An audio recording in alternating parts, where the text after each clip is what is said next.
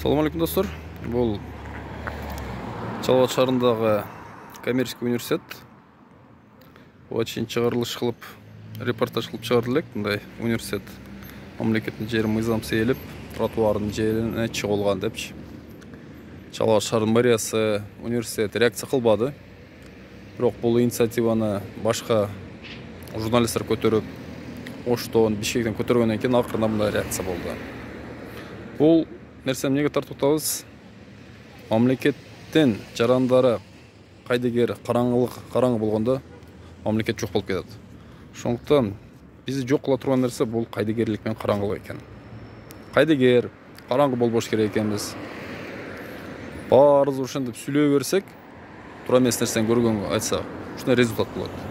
Эми буюрса университеттин дубалын ар жака чыгып атат. Бул жер буюрса тротуар болсо керек.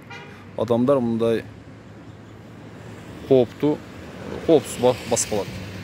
Бул жерде азыр талай досум көрүп калдым. Талай кандай дейсиң? Өтө жакшы. Сен айткандай. Каттыраак сүйлө досум, микрофон жок. Өтө жакшы көрүнүш. Ошол өткөндө мен да көргөм сен ошол айтканың. Мага да жагып турат, жүрөгүм жылып. Иншалла, эмелер студенттер түз тротуар менен басып калса, эң главный бул нерсе коопсуз студенттердин коопсуз басуусу. Жакшы, ишиңе ийгилик болсун. Кайдыгер болбойлук, Кайдыгер болбойлу. Биз да иншалла көрсөк айтып турайлы. Рахмат чоң.